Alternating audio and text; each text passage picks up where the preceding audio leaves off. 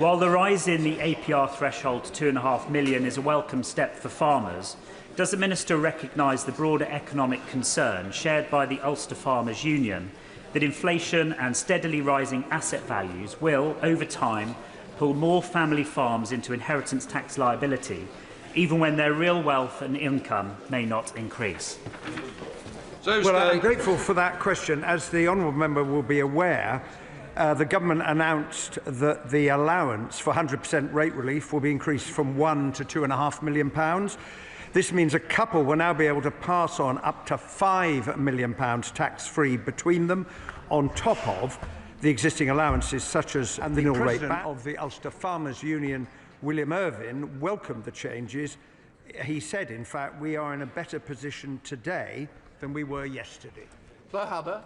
The Growth Fund was a UK government policy that had been working, supporting some people outside of the labour market into decent work and helping address Northern Ireland's low productivity rates. But UK government have changed that policy and the capital revenue split in a way that works for Treasury but not for organisations in Northern Ireland. Funded groups are being directed to Peace Plus, but their funding criteria does not work for most. Can I ask, why are voluntary and community sector groups being asked to distort SEUPB rules rather than UK government policy adapting to local needs?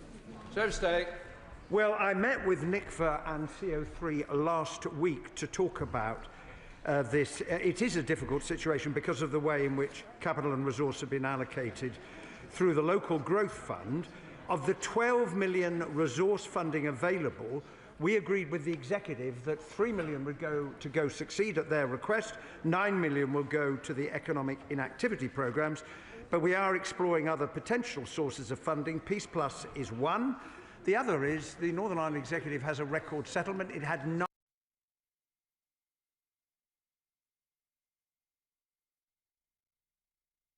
to invest some money in these programmes. Taylor. Thank you, Mr Speaker. Would the Minister agree with me that Northern Ireland, like Scotland and Wales, share the benefits of a United Kingdom and its collective spending power, generating jobs and opportunities across the 4 countries of the United Kingdom? I certainly would agree with my honourable friend. All parts of the United Kingdom derive strength and benefit from being part of that union, and we see in the figures I quoted a moment ago the benefit that is being obtained in Northern Ireland in terms of how the economy is doing. O'Connor, Liberal Democrat spokesperson. Thank you, Mr Speaker. The Windsor Framework was meant to give Northern Ireland the best of both worlds: unfettered access to the UK internal market and free access to the EU. Not so, according to a recent survey by the Federation of Small Businesses, who report over half those trading between Great Britain and Northern Ireland are having difficulties, with over a third having stopped altogether.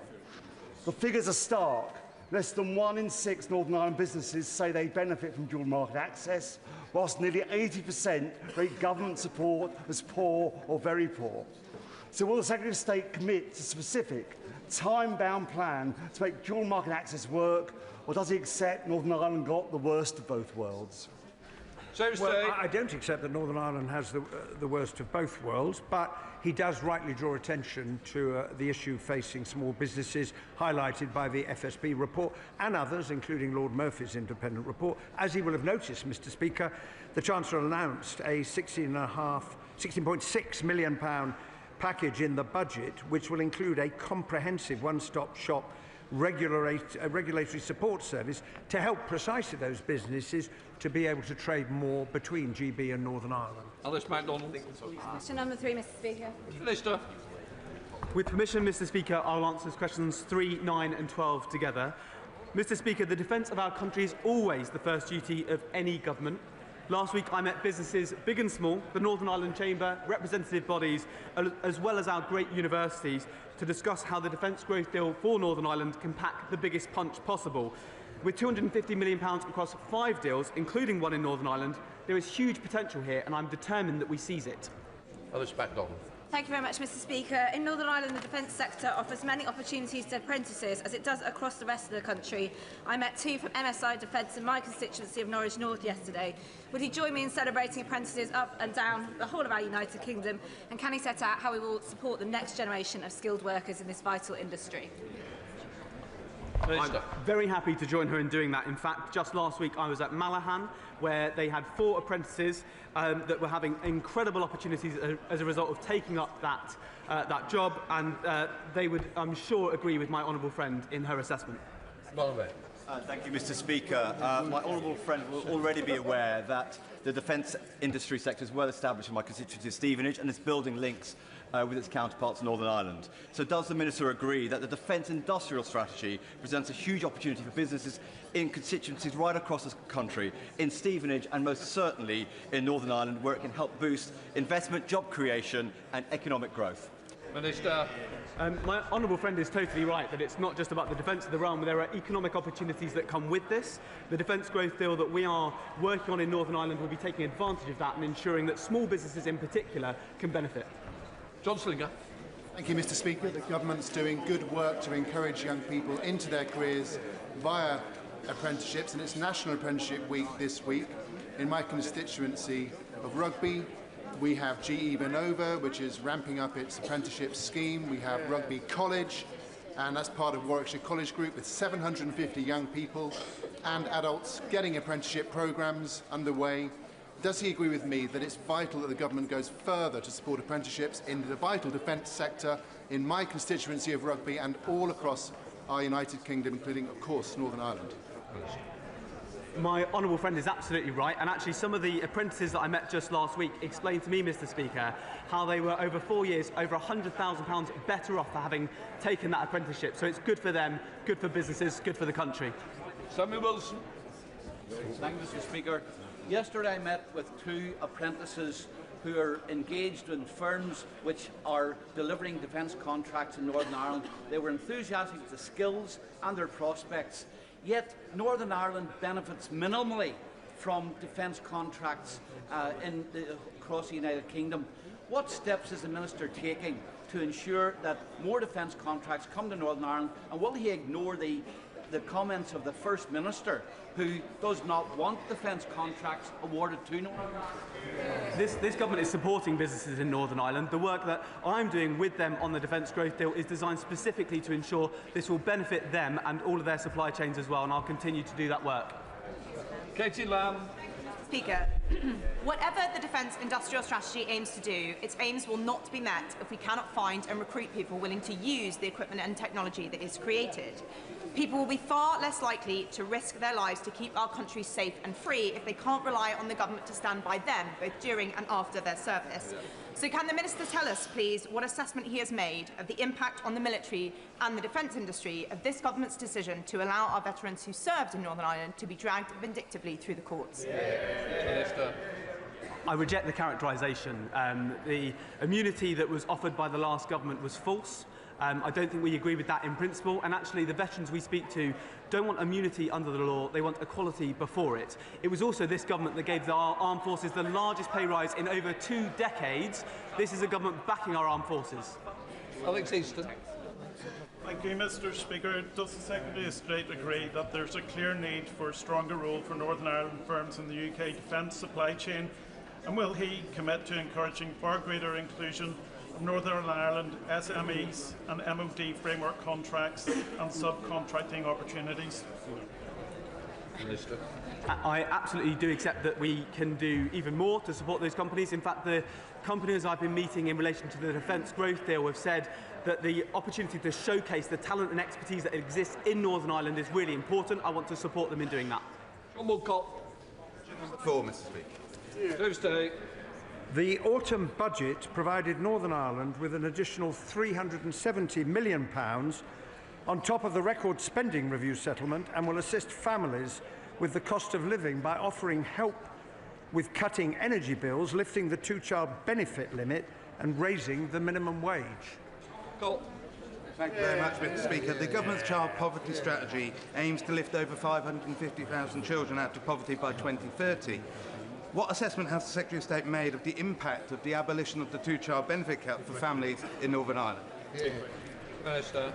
Well, the lifting of the two-child benefit cap in Northern Ireland will help more than 17,000 children and more than 48,000 people in Northern Ireland households. We are, of course, also increasing the national minimum wage, which will benefit 170,000 people, and increasing the state pension will benefit 330,000 pensioners in Northern Ireland.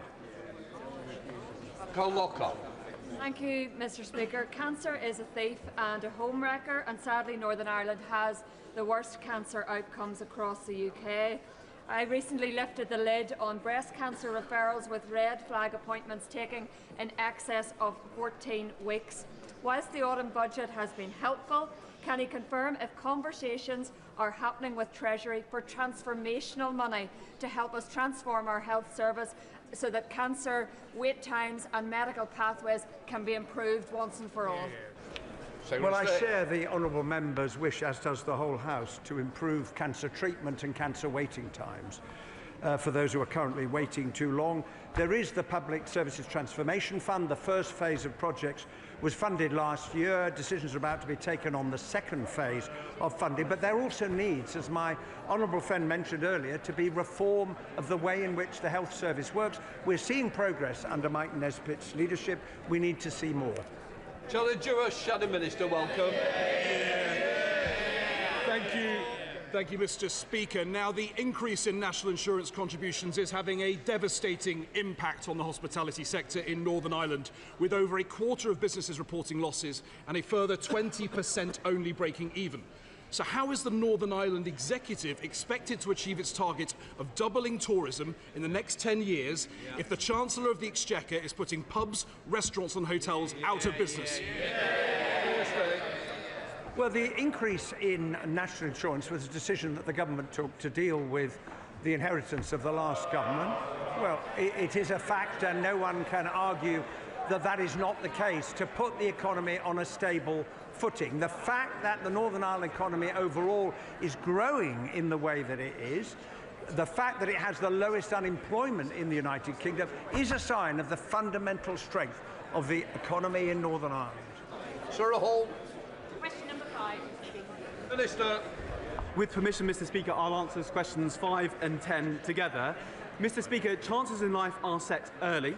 While of course education in Northern Ireland is devolved, we must work together. So that's why it was my privilege to bring the Minister for Early Years to Belfast recently to visit with schools and to present to Northern Ireland ministers at the East West Council. We discussed the school twinning programme, the theme of which is reading for pleasure. And as a new dad, I'm reading quite a few baby books at the moment. Thank you, Mr. Speaker.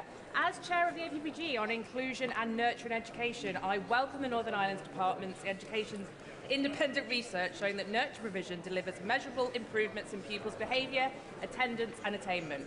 What discussions are being had to share this good practice in inclusive education with the rest of the UK, including officials in England, as the government seeks to improve inclusion and educational outcomes for all?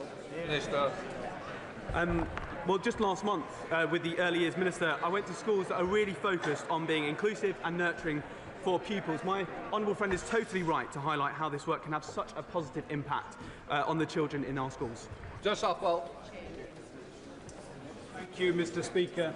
Does the Minister agree with me about the importance of the Northern Ireland Executive and the Government sharing knowledge, expertise and best practice as we all seek to improve outcomes for children in all our schools?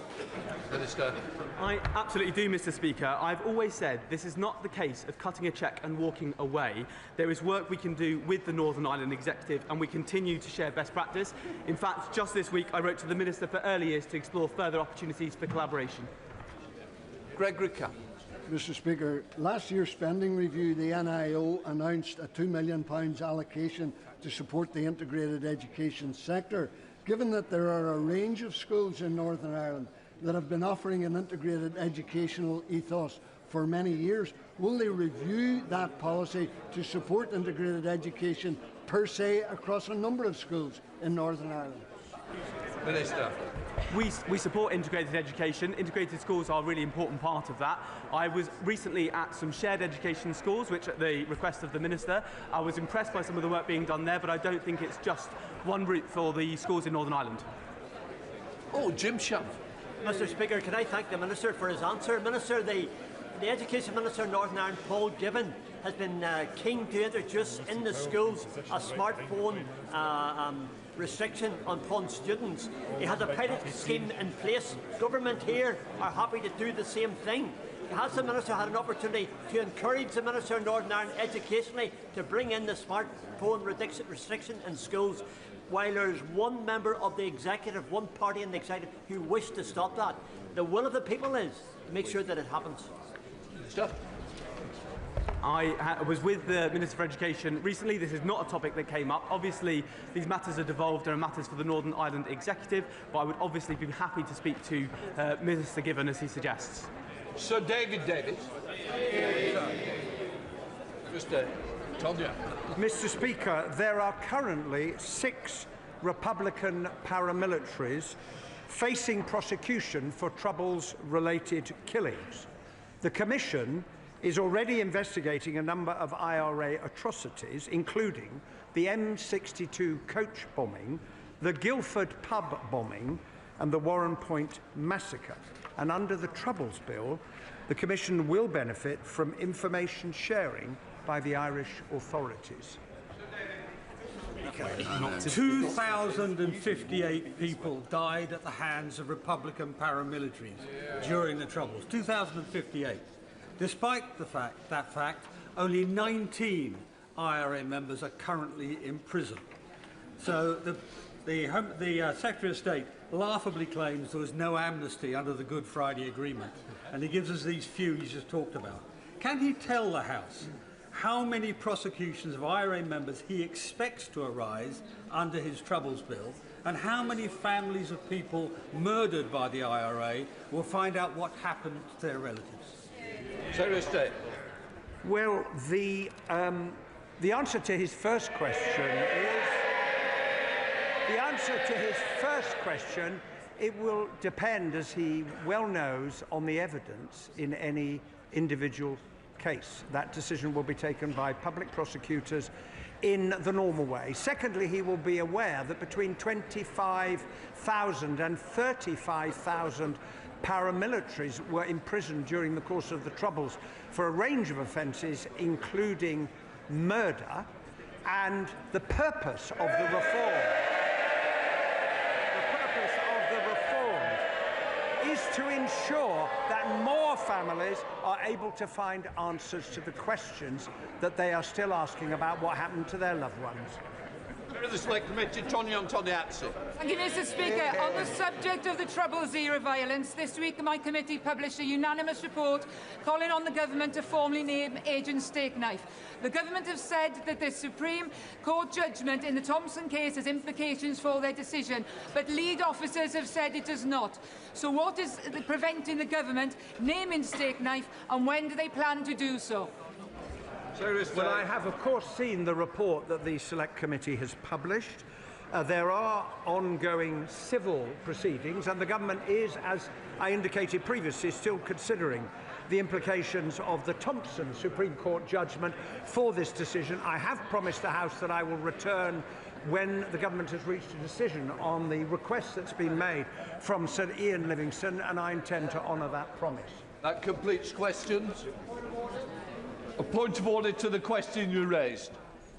In view of the inadequate response I received from the Secretary of State for question 7, I give notice I intend to raise this matter on the adjournment. What I would say is, the Honourable has put it on the record his decision. What I would say, I'm not going to extend Northern Ireland questions. So I'm now going to move on to the Prime Minister's questions. But before I do, I would like to welcome the President of Parliament, the Speaker himself, and I've got to say thank you to his delegation for arriving with us today from Estonia. So first of all, we now go to one said Toby Perkins for Prime Minister's questions. Number one, sir. Prime Minister.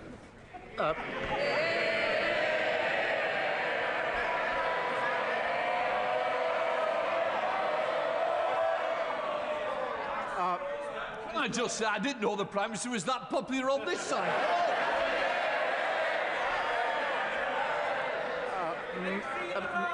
Mr. Speaker, can I start by saying this? My thoughts, and I'm sure the thoughts of the whole House, are with the 2 children stabbed at Kingsbury High School in Brent.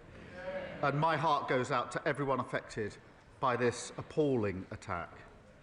We thank the police for their rapid response. It's important now that we give them the space to pursue their investigation. And, Mr. Speaker, this morning I conveyed the UK's deepest condolences to Prime Minister Carney and the people of Canada for the devastating shooting in Tumbler Ridge. Mr. Speaker, I'm determined to fix the broken SEND system. No parent should have to fight for the support their child needs. Today we announced a 10-year plan to fix the crumbling school estate that we inherited, delivering a more modern and inclusive classrooms that meet the needs of every child.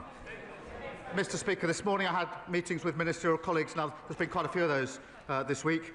In addition to my duties in this House, I shall have further such meetings later today. Thank you. I'd like to associate myself with the Prime Minister's remarks there. The Prime Minister's commitment to 1.5 million more homes will require 48,000 new entrants to the construction industry every year. In Chesterfield, we're doing our bit. The Construction Skills Hub brought 70 new entrants into the construction sector, and we did see a welcome increase in numbers across the country last year. But we need a step change. We need numbers to double. So can the Prime Minister tell the House what steps he is taking to get more people to commit to construction industry careers and get those numbers up where we need them to deliver on his housing ambitions? Prime Minister. Well, my honourable friend is right. The task of rebuilding our country is a huge opportunity to give young people a brilliant career. And we're backing apprentices with a record £3 billion budget. And we're making sure companies who bid for major contracts commit to high-quality apprenticeships here in the United Kingdom. And, Mr. Speaker, we're creating 13,000 new opportunities for young people as plumbers, engineers and bricklayers, securing their future and rebuilding this country. We come to the Leader of the Opposition, Kemi Bennell. Thank you, Mr. Speaker. And can I associate my side of the House with the Prime Minister's words on the horrific stabbing in North London yesterday, as well as the shooting in Canada? When he was Leader of the Opposition, the Prime Minister said, and I quote, "I never turn on my staff. When they make mistakes, I carry the can." What changed? Prime Minister. Well, Mr. Speaker, I've accepted responsibility and apologised for the mistakes that I made. But let me say this, Mr. Speaker. Morgan McSweeney helped me change our party and helped me win a landslide election victory, which delivered for them the smallest Tory party in over 100 years.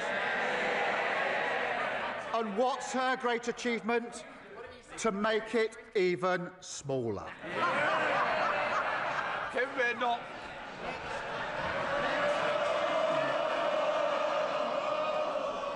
The Whips have done a great job today. This is like the 37th... Oh, you said, yeah, exactly. Done a great job today getting them cheering. We all know that they've been sick for the last week. Because let's remember, Mr. Speaker, just last week, he told us that he had full confidence in his Chief of Staff, Morgan McSweeney. On Sunday, he sacked Morgan McSweeney. Last week, he resigned. Yes. Last week, Mr. Speaker, he was defending the Cabinet Secretary. Now he is sacking him. What changed?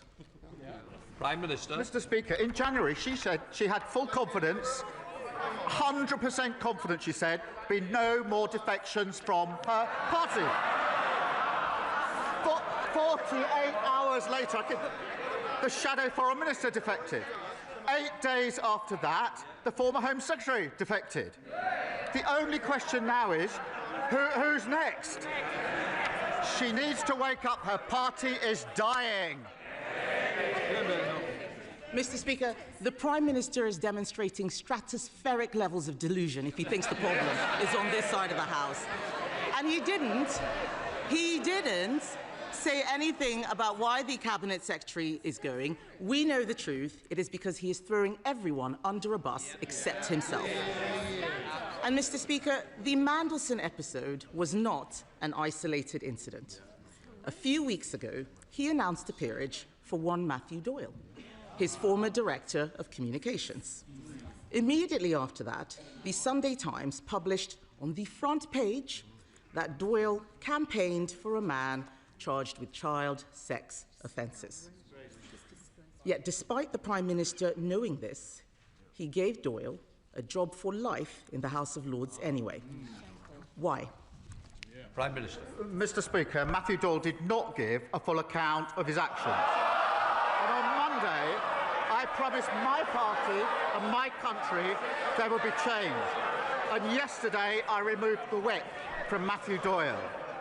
I'll tell you what other action we've taken, Mr. Speaker. Along with the Safeguarding Minister, I and this government have introduced the most far-reaching violence against women and girls strategy. And I'll tell you what else we've done. This government has introduced a pay rise for millions of working-class women. What did the Leader of the Opposition do? She opposed it. This government's introducing greater protection for women at work. What did the Leader of the Opposition do? She opposed it. And I'll tell you what else she opposes. This government removing the disgusting rape clause that they put in place. Mr. Speaker, the Prime Minister pretends not to know about Matthew Doyle. It was on the front page of the Sunday Times. He cannot explain why he gave this man a peerage, and I think they should be wondering why they're still cheering for him after that. And the Prime Minister, sometimes likes to claim, as he just did, that he cares about violence against women. The truth is, he only cares about the victims when he's trying to save his own skin. They can shake their heads. We saw it with grooming gangs. We saw it with Mandelson. And now we see it with Doyle. Isn't that what a former prosecutor would call an established pattern of behaviour? Mr. Speaker, I'm going to take no lectures from the Tories in standards in public life. She defended Partygate for months and months and months. And even now she says it was overblown. The Shadow Foreign Secretary broke the ministerial code by bullying. Boris Johnson kept her. The Leader of the Opposition promoted her. She sits on her front bench. Her former Shadow Justice Secretary complained about not seeing enough white faces in Birmingham, and she was too weak to sack him for racism. Nobody buys it, Mr. Speaker. Not even the Labour women, because they know he always puts the Downing Street Boys Club first. And how dare he criticise us? We weren't the ones stuffing government with hypocrites and paedophile apologists. He can't build a team, Mr. Speaker. He has no plan. He can't even run his own office, let alone the country. He is now dealing with a new scandal of appointing someone who campaigned for a man convicted of having indecent pictures of girls as young as 10. Isn't the Prime Minister ashamed that that will be his legacy? Prime Minister. Mr. Speaker, my legacy is changing my party and winning a general election.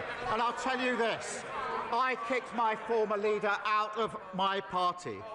Her former leader, Liz Truss, broke the economy and has descended into bonkers conspiracy theories. I kicked her out of Parliament. She's too weak to kick her out of their party. Mr. Speaker, he hasn't apologised for appointing Matthew Doyle because he won't take responsibility. He never does, and they know it. The Prime Minister is now telling everyone that he's never lost a fight. It's because he won't step into the ring. He's never lost a fight. He's walked away from welfare reform. He won't stand up to the unions. He won't stand up to China. He can't even stand up to Mauritius. He's had, Mr. Speaker, he's had 3 cabinet secretaries, 4 chiefs of staff, 5 director of communications in just 18 months. And now he is mired in yet another scandal. Does he ever look in the mirror and ask himself, is the real problem staring him in the face? Mr. Speaker, I delivered a landslide landslide victory for our government. Only 4 people have ever led the Labour Party to victory in a general election. I am one of them. And she talks about numbers. Let us remember, Mr. Speaker, 5 Prime Ministers, 7 Chancellors, 8 Home Secretaries, 8 Foreign Secretaries, 16 Housing Secretaries, all completely useless, all failed Britain, and this Prime Minister's clearing up the mess. She comes here every week desperately fighting to save her dying party. I'm fighting to change our country. Interest rates down, inflation down, waiting lists down, child poverty down, and I'll tell you another thing's down, the number of Tory MPs. Thank you, Mr. Speaker. The government has delivered the funding needed to rebuild the new Frimley Park Hospital after the party opposite made empty, unfunded promises to my constituents. Now we urgently need to get on with announcing the preferred site, along with the investment needed to improve public transport, road access and parking. Will the Prime Minister urge NHS England to make this a priority and help give much-needed clarity to Bracknell Forest residents? Prime Minister. Mr. Speaker, delivering the new Frimley Park Hospital is a priority. Under the party opposite, his constituents were given totally empty promises. They failed patients and they failed staff. We put a proper plan and the funding to match, and the Trust are making real progress on the business case. And I want to see spades in the ground as quickly as possible. Said David, Leader of the Liberal Democrats. Mr. Speaker, can I associate myself with the Prime Minister's remarks about the dreadful stabbing of 2 children in Brent and about the horrifying shootings in British Columbia? Our thoughts and prayers are with the children's parents and the people of Canada, especially those grieving the loss of loved ones. Mr. Speaker, to appoint one paedophile supporter cannot be excused as misfortune. To appoint 2 shows a catastrophic lack of judgment. The Right Honourable Gentleman once told this House that when a Prime Minister refuses to take responsibility, and I quote, "It only serves to convince people that things cannot get better, that governments cannot improve people's lives, and that progress is not possible because politics does not work." Does he still agree with himself? And does he share my fear that that is exactly what is happening now? Minister. People in this country, millions of people, have been let down for years and years and years. And one of the reasons was austerity, which his party supported. He should take accountability and take responsibility for what he has inflicted on this country. Surrender, David.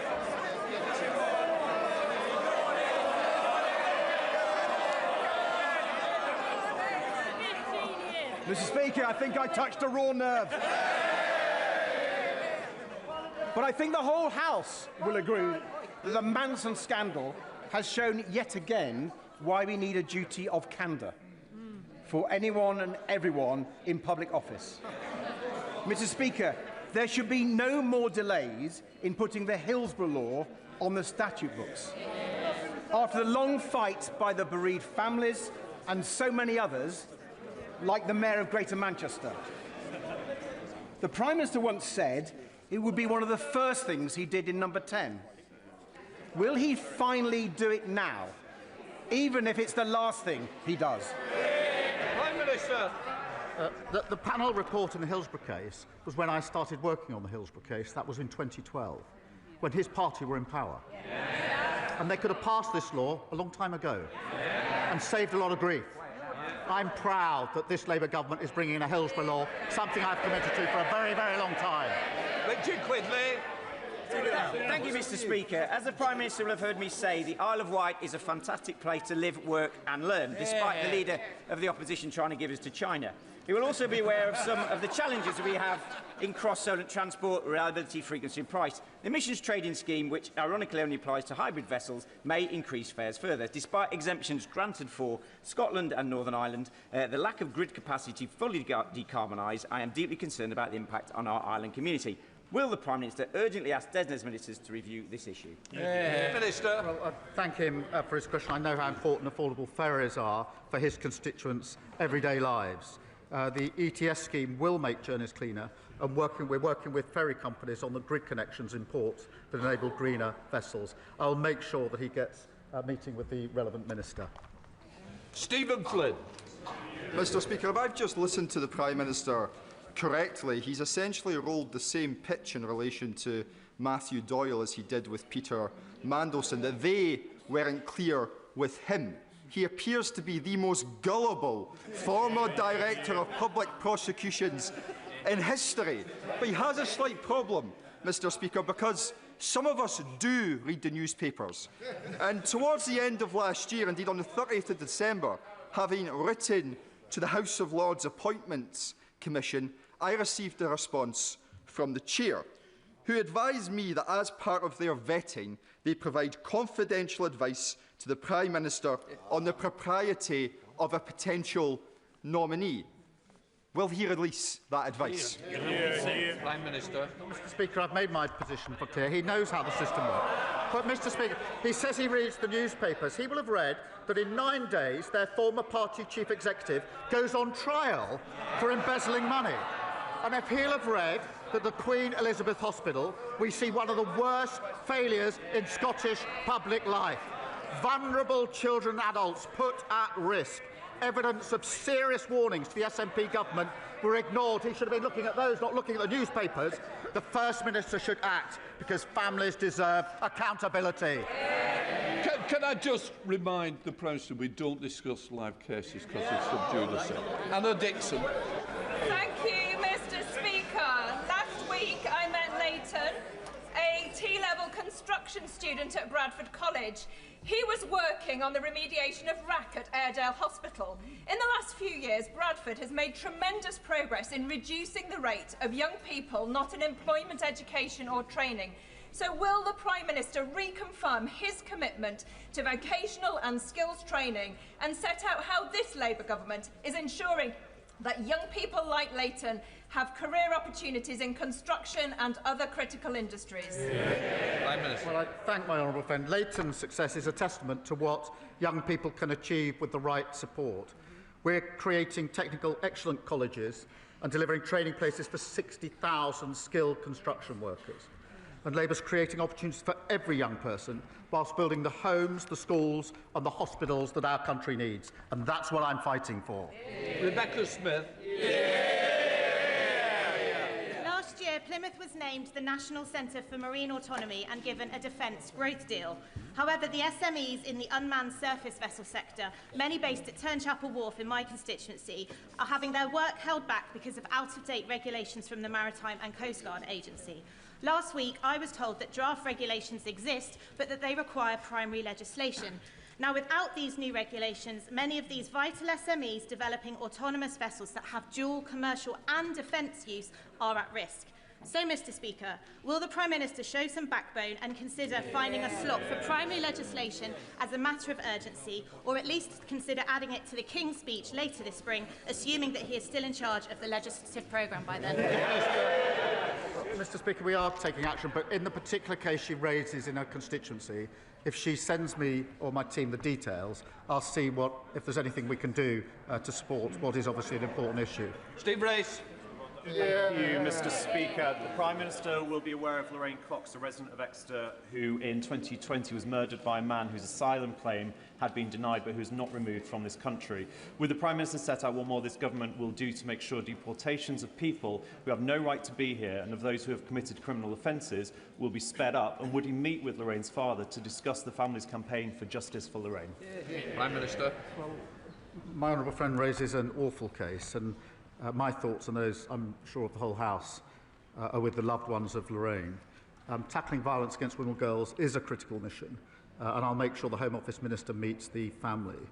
I want to be absolutely clear, Mr Speaker, illegal immigrants who commit such appalling acts should not be in this country. That's why we've already removed nearly 60,000 people with no right to be here, and deportations of foreign criminals is up by a third.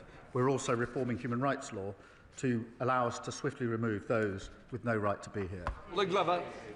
Thank you, Mr Speaker. My Oxfordshire constituents are sick of widespread potholes, particularly at Milton Interchange, Didcot and along the A417 serving Challow and Stamford in the Vale. Yet the government is cutting funding for Oxfordshire County Council by £24 million over 3 years, which is equivalent to its annual highways maintenance budget. The Prime Minister is of course entitled to dig a pothole for himself, but why is he cutting funding for Oxfordshire's roads? Prime Minister. We put a record amount of money into dealing with potholes. He needs to ask his council, run by his party, why they're not using that money. Douglas McAllister. It's a source of great pride to Scottish Labour MPs that as Chancellor, Gordon Brown lifted more children out of poverty than any other Chancellor before him. It's also a source of great pride that this... Order. Mr Flynn, you don't need to go behind. I can still hear you. Your voice is louder than mine. Douglas McAllister. Thank you, Mr Speaker. It's also a source of great pride that this torch is now passed over to our government, and by removing the two-child benefit cap, we will lift more children out of poverty in a single parliament than ever before. 2,260 children in Western Bartonshire, 95,000 in Scotland. Does the Prime Minister agree that this demonstrates true Labour values in action across Scotland and the UK? Well, on this side of the House, Mr Speaker, we know the damage that growing up in poverty does to the life chances of children. The Tories put hundreds of thousands of children into poverty, and they'll live with that for the rest of their lives. We are undoing their damage. Our decision will benefit almost 100,000 children in Scotland as we deliver the largest reduction in child poverty in any single parliament. Lera Wilson. Thank you very much, Mr Speaker. The manslaughter of baby Gigi Meehan at a nursery in Cheadle. 21 counts of child cruelty at Riverside Nursery in Twickenham Green in my constituency. 56 charges of sexual assault and creating indecent images at a nursery in Camden. And just this week, 21 counts of sexual abuse at a nursery in Bristol. Mr Speaker, CCTV was critical for convicting the criminals in most of these cases. So will the Prime Minister ensure that no parent ever has to fear for their child's safety while they go to work by introducing mandatory CCTV in nurseries and a childcare workers register? Prime Minister. Can I thank her for raising these cases? And they're harrowing cases for everyone in this country. The safety of children is, of course, paramount, and we're acting to keep them safe. We're implementing all the proposals consulted on to strengthen safeguarding as part of our early years foundation stage framework. Expert group developing guidance on the effective use of CCTV, the point she makes, and considering whether it should be mandatory in early settings. And I'll make sure that she's updated as we take that work forward. Catherine West. Thank you very much, Mr Speaker. 126 years ago, this House legislated to make Alexandra Palace available for the free use of the public forever. And last year, Luke the Nuke changed darts forever by rewriting the record books. Today, Ali Pali plays host to World Championship Darts, Master Snooker, Haringey Huskies, Greyhounds for ice hockey, plus music, comedy, drama and more. Will the PM today keep the Palace competitive as the international venue for darts by supporting my campaign to raise a one-off public-private £500 million investment for urgent capital improvements? Prime Minister. Can I thank my honourable friend? The People's Palace is an iconic British venue, a home for darts, snooker and world-class music. It's vital that we support brilliant venues that give so much to our cultural life. And that's why, Mr Speaker, we're providing almost £200 million to preserve heritage buildings across the country, so venues like Alexandra Palace can have a bright future. Thank you, Mr Speaker. Last week, Stark Bay was devastated by storm damage, homes and businesses wrecked, and an important A road severed. Thousands who used it to commute to school, work and healthcare are stranded, bus routes broken, emergency vehicles blocked. And the 300,000 visitors who come annually and underpin our fragile tourist economy now in doubt. But this is a place that has stepped up twice to defend our country. Once, when 1.5 million cubic metres of shingle were dredged out of the bay to build the naval dockyards in Plymouth, and again, when it was used as the training ground for the D-Day landings at a cost of 750 American soldiers' lives. It is also the site of a unique national nature reserve with rare species found only here. This storm damage is of national significance, so I ask the Prime Minister if he will ensure that the myriad of government agencies and departments needed will work together with experts to find and fund a sustainable long-term solution to the coastal erosion that is inflicting so much... Order! It's a very important question, but I'm sure the Prime Minister must have got it in the first 2 minutes. Prime Minister. Thank you, Mr. Speaker. Look, I know communities have been badly affected by recent storms, and damage to the A379 is very concerning. I'm pleased that I think, is meeting the Roads and Floods Minister today, I think. We are investing £10 billion to improve coastal and flood defences, and I want to thank the Environment Agency staff who are working hard right now, putting extra protections in place and supporting people ahead of further wet weather. Please, Corgan. Thank you, Mr. Speaker. For too long, communities like mine in Bartley Green felt decisions were made about them, not with them. 14 years of austerity did not just close neighbourhood offices and youth services, it broke trust. Through Pride in Place in Woodgate, this government is helping residents restore the Woodgate Valley Cafe and so much more. What is the Prime Minister's message to my constituents about how politics can be a force for good and that he will never walk away from my community and the country we love? Well, I thank her for a question. My message is that I've always believed that those with skin in the game make the best decisions about their community. And I know just how much her constituents want Woodgate Valley Visitor Centre back open. Together, I do think we can make that happen. And if you want to know, Mr. Speaker, where hope is in Britain is in our communities, and that's why we're investing so heavily in our Pride in Place initiative. James Wilde. Thank you very much. My constituents' mum, sister and stepfather were killed in a horrific, dangerous driving crime, and the foreign national offender was sentenced to 10.5 years. But the family have just been told that he may be released imminently in order to be deported, having served just 3 years.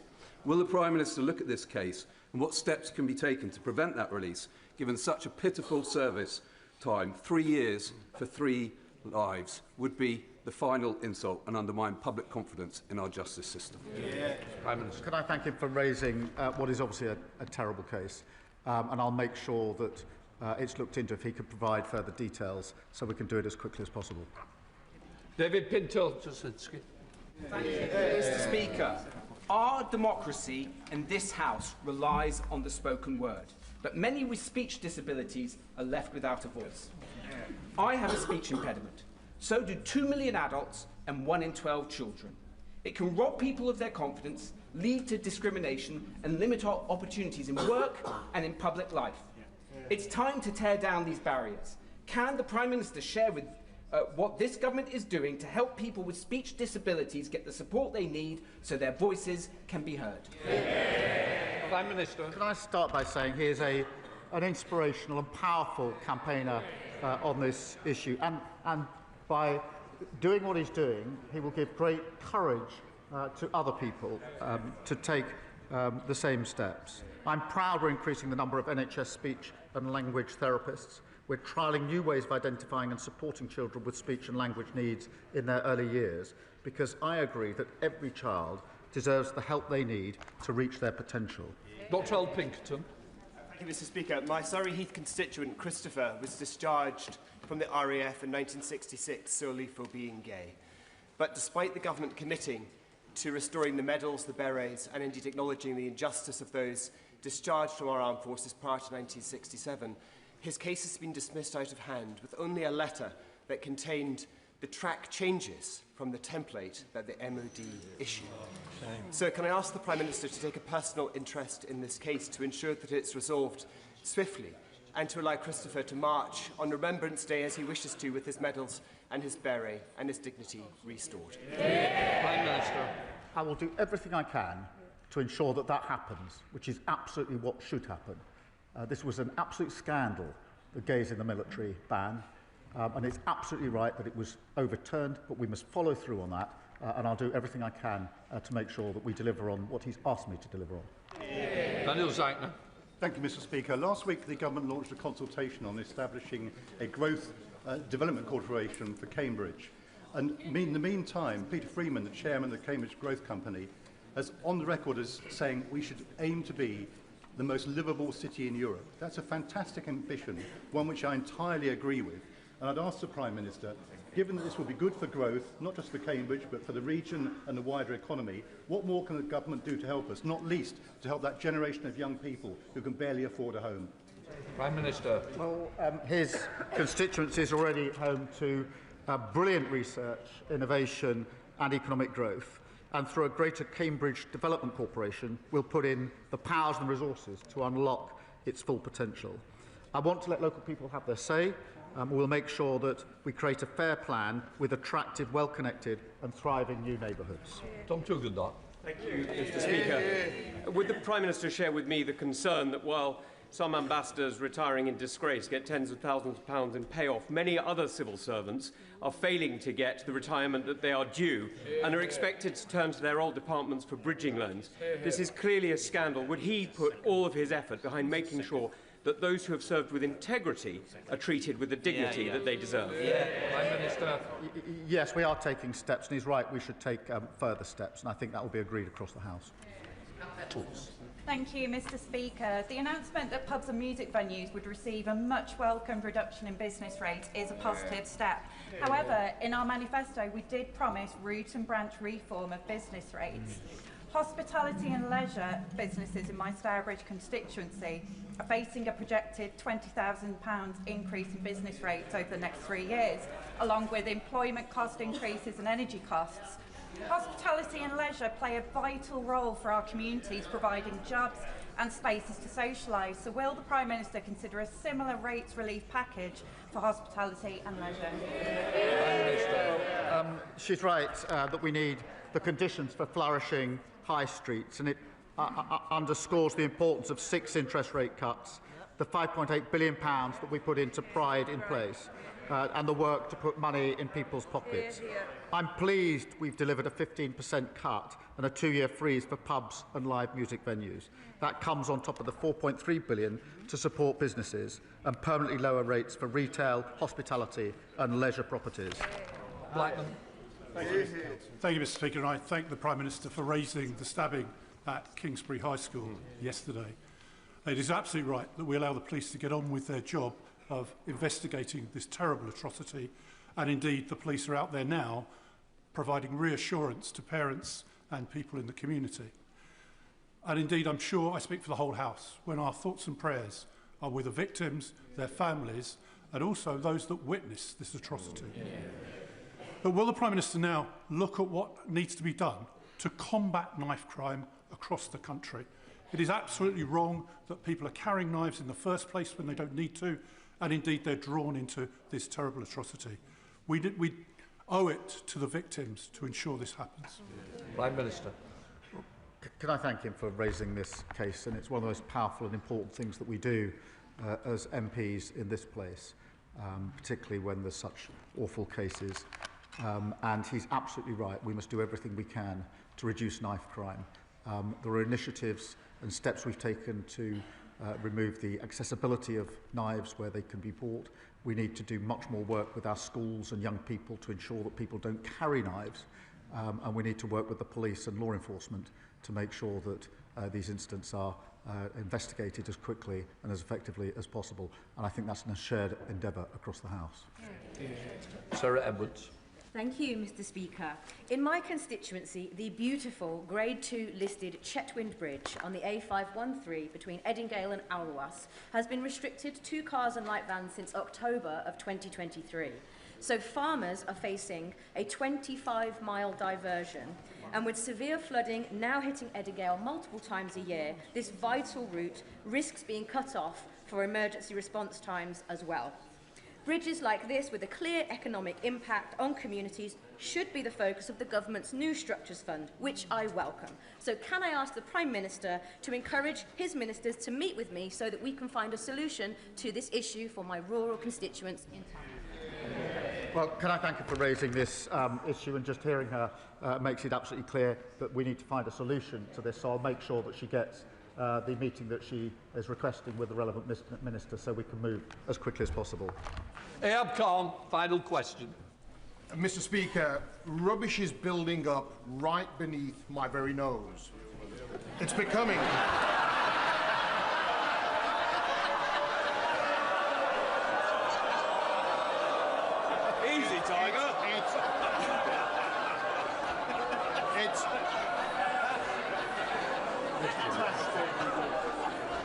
It's becoming a serious problem in Birmingham.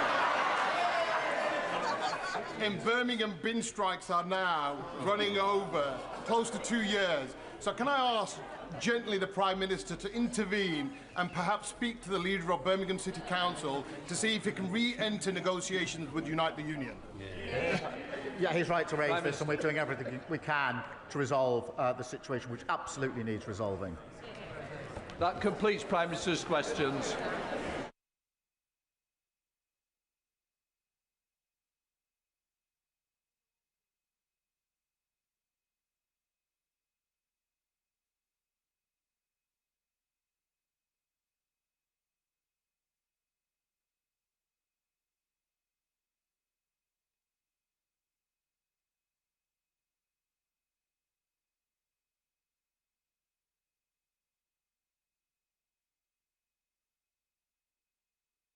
Point of order, Rachel Blake. Thank you, Mr. Speaker. On a point of order, yesterday a Reform UK MP visited a synagogue in my constituency and failed to notify me of this visit. It was a political visit. It is part of a pattern that has been observed at a time when we need to work together in our communities to tackle anti-Semitism, this terrible form of hate. I would like your guidance, please, on the correct procedure for members in terms of whether they should show their courtesy. Mr Tice, please. It's very important to hear this point of order. No, I need to hear it. Please, just... Give me a minute. I would like your guidance, please, on the correct procedure for members in terms of when they should or should not show the courtesy of letting sitting Member of Parliament know of their intention to visit. OK. Look, I'm very clear on this. When members of Parliament go into another member's constituency, they should let the member know in advance of that visit. And I'm going to say, it's not just one party, it's all parties that continue to do it. All I say is, these are the courtesies and the rules that we expect. So please, just remember the rules. Let the member know when you're going in. Point's been raised. I'll leave it at that. Right, we now come to a 10-minute rule bill. Rachel Blake. Thank you, Mr. Speaker.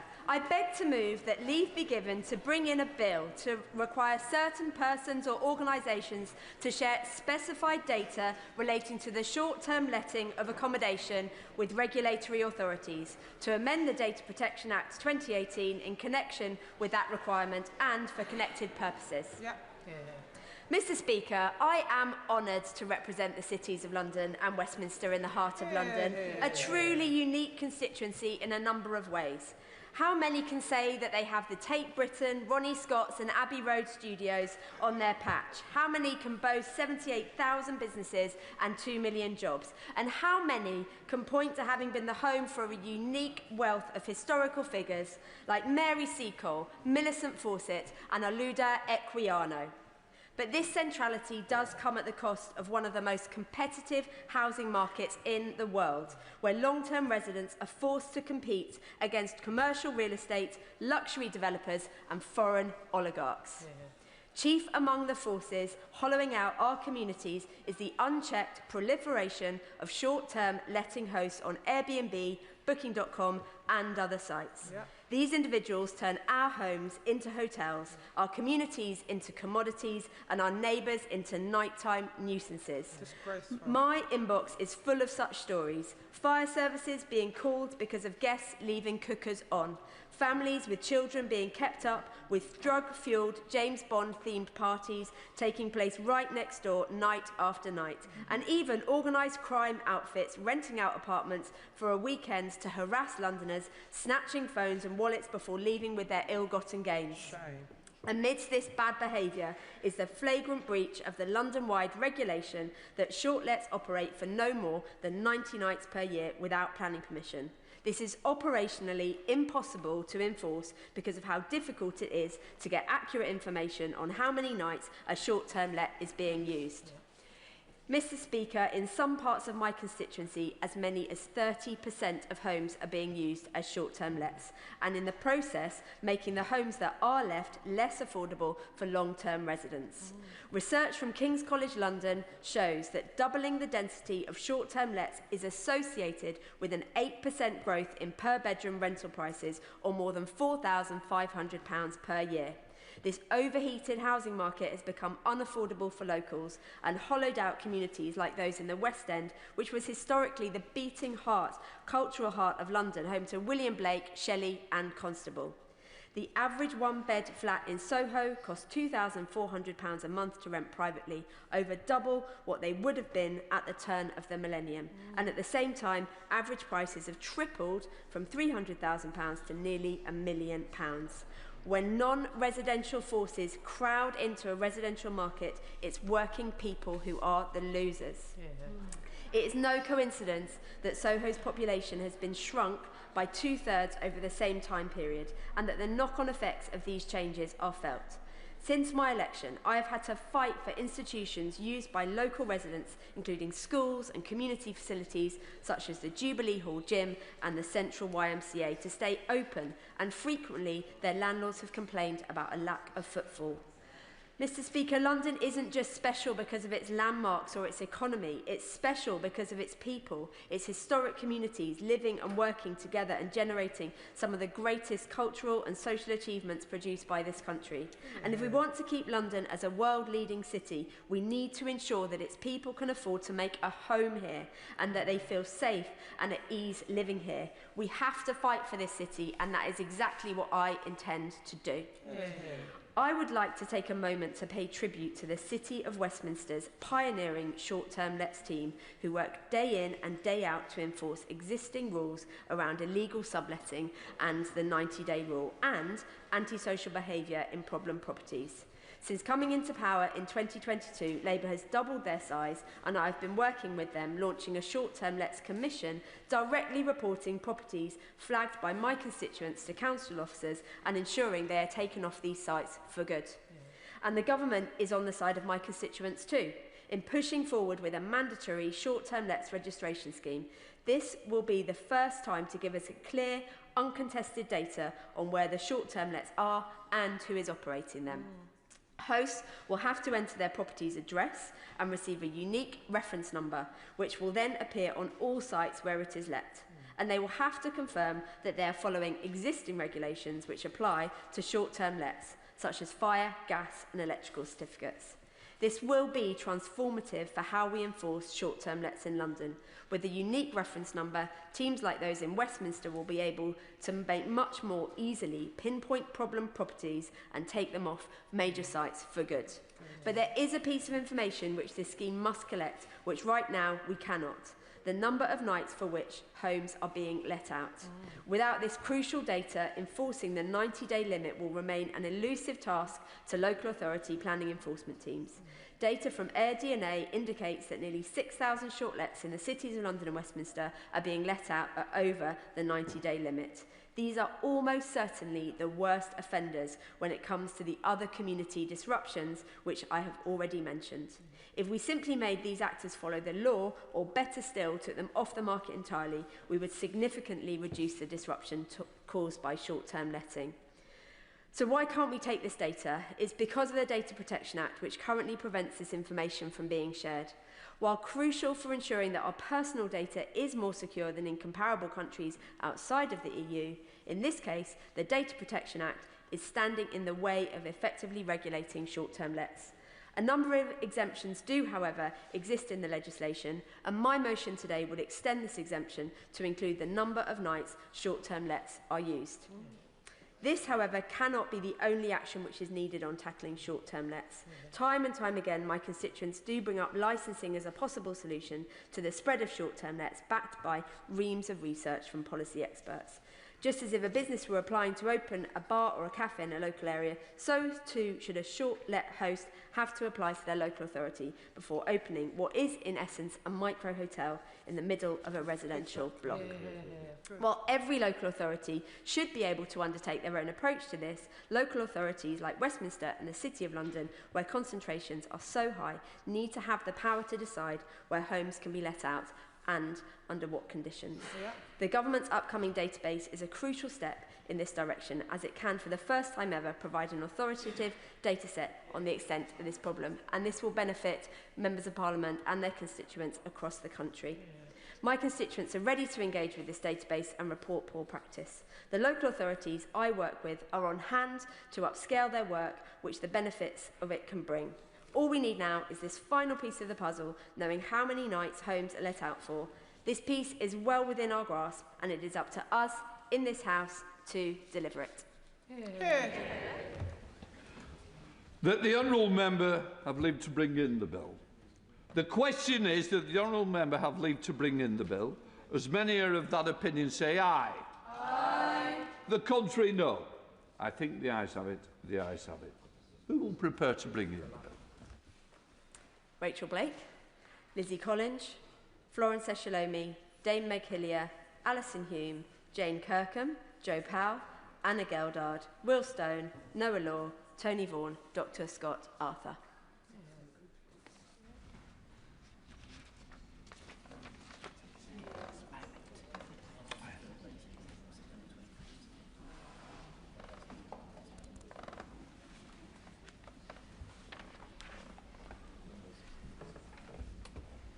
Rachel Blake.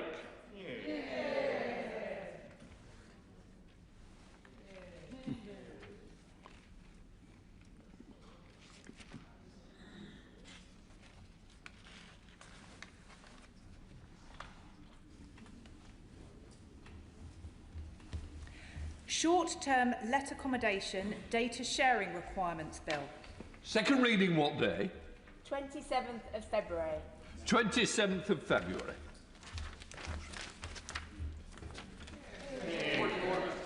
A point of order, Richard Tice.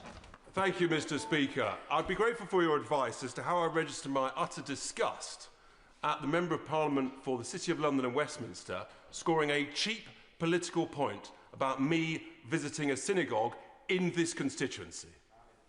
Well, first of all, it's not a point of order, and you have corrected by putting on the record. What I would say is, a point of order is made, and this is where I stand by my ruling. If you are visiting for prayer or visiting in a private capacity, one wouldn't be expected to be told. But if one is doing it in an official position and are going to a synagogue as an invite, it is only right that it is on all of us to ensure that the Member of Parliament is aware. And I will leave it at that. I'm not going to continue the debate, but just want to reaffirm to all members, whether shadow ministers or backbenchers, please ensure the Member of Parliament is aware of a visit. And when I say visit, not in a private capacity, but in a political capacity. Point of order. A point of order. Thank you, Mr. Speaker. I'd like to raise a point of order on a previous point of order that I've raised regarding the Royal Mail and Postal Delivery Services. The reason I mention it, Mr. Speaker, is that recently I wrote to some constituents about my point of order and letter delivery services, and the letter, House of Commons First Class, took 12 days to arrive. Now, the fact is that there are many, many members across this House who are writing on important issues on House of Commons paper, in House of Commons envelope, and they are taking many, many days to arrive, meaning that many of our constituents might be ill-informed about the speed in which members of Parliament are responding, which, of course, you will know, Mr. Speaker, can be raised with the Parliamentary Commissioner for Standards. What I do know is it's certainly not a point of order, and that's the first part to where we start. What I would say is, quite rightly put it on the record, I'm sure your constituents are well aware that you're diligent in your replies, and it's literally down to Royal Mail rather than the 12 days that they were hanging on to your letter. What I would say for all of us, that Royal Mail quite right, as a duty of care. It says first class, we expect a first class delivery service. With the price of postage, the Royal Mail should be embarrassed by what you've raised today. But it still doesn't make it a point of order. Right. Let me move on to motion number 2 of the House, the Minister to move. Beg to move. Order. The question is on the order paper. The question is, as on the order paper, as many that opinion say aye. Aye. The contrary, no. The ayes have it. The ayes have it. We now come to the 7 o'clock motion. Oh, noted. Right. We now come to the motion relating to police, and I call the Minister to move the motion. Minister.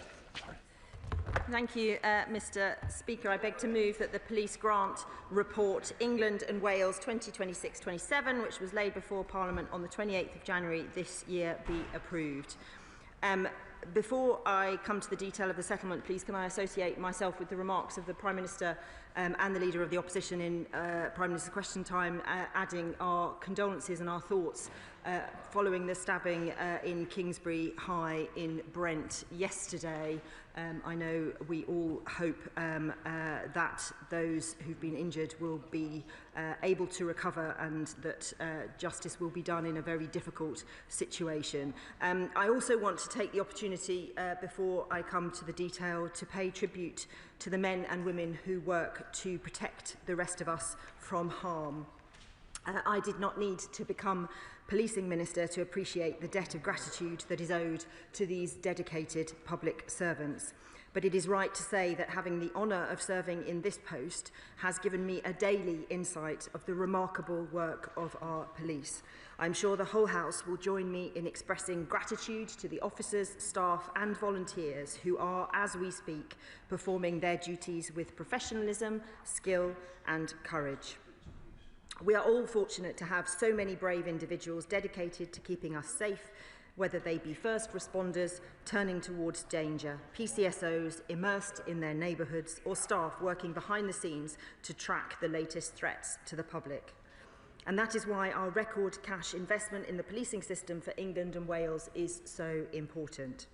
We are determined to provide our police forces with the resources they need to continue their vital work, as well as support to invest in their future. In 2026-27, overall funding for the policing system in England and Wales will be up to £21 billion.